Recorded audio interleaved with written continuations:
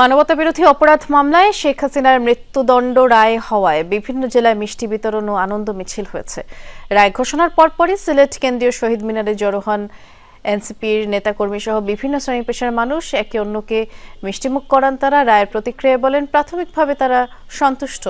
শেখ হাসিনা এবং সাবেক স্বরাষ্ট্রমন্ত্রী আসাদুজ্জামান খানকে দেশে ফিরিয়ে এনে রায় কার্যকরের দাবি তারা জানান। বলেন, তাদের ফাঁসির রায় কার্যকর হলেই শহীদদের আত্মা শান্তি পাবে।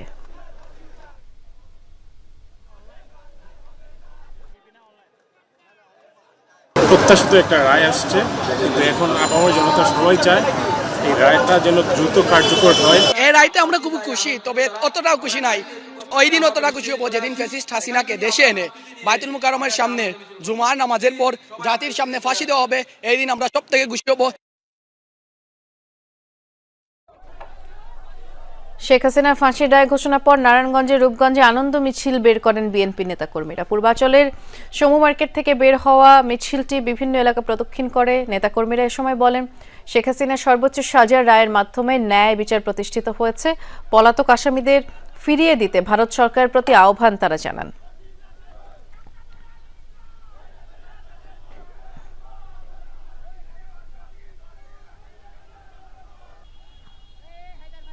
আনন্দ মিছিল হয়েছে রাজশাহীতেও। 5 আসনে বিএনপি মনোনীত প্রার্থী নজরুল ইসলাম ও তার কর্মী সমর্থকরা পুঠিয়ায় মিছিল বের করেন। বিভিন্ন সড়ক ঘুরে পুঠিয়া ত্রিমোহনীতে সংক্ষিপ্ত সমাবেশ অনুষ্ঠিত হয়। বক্তারা বলেন, মানবতাবিরোধী অপরাধ মামলায় ক্ষমতাচ্যুত প্রধানমন্ত্রী শেখ হাসিনার সর্বোচ্চ সাজা হওয়ায় আইনের শাসনের জয় হয়েছে।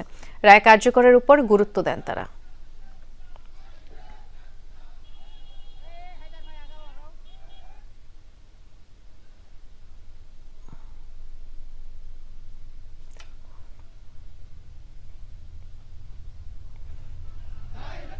রায় পরবর্তী বেশ কিছু প্রতিক্রিয়া আপনাদের আমরা জানাচ্ছিলাম। এই পর্যায়ে আমরা চট্টগ্রামে ছাত্র জনতার প্রতিক্রিয়ার খবর জানবো। সহকর্মী জোবায়েদ ইবনে শাহাদাত আমাদের জন্য অপেক্ষা করছেন। এই রায় ঘোষণার পরে এখানে যারা সমবেত আছেন, ছাত্র জনতা যারা আছেন, তাদের সাথে তো নিশ্চয়ই আপনার কথা হয়েছে। জোবায়েদ, কি বলছেন তারা, রায় নিয়ে সন্তুষ্ট কিনা?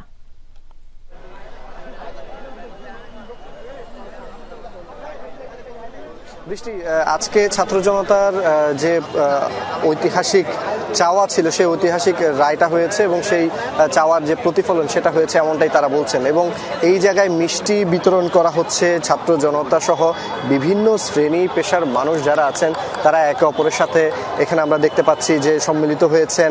তারা একে অপরের সাথে কোলাকুলি করছেন, মিষ্টি খেয়ে তারপর কোলাকুলি করে আনন্দটা ভাগাভাগি করছেন।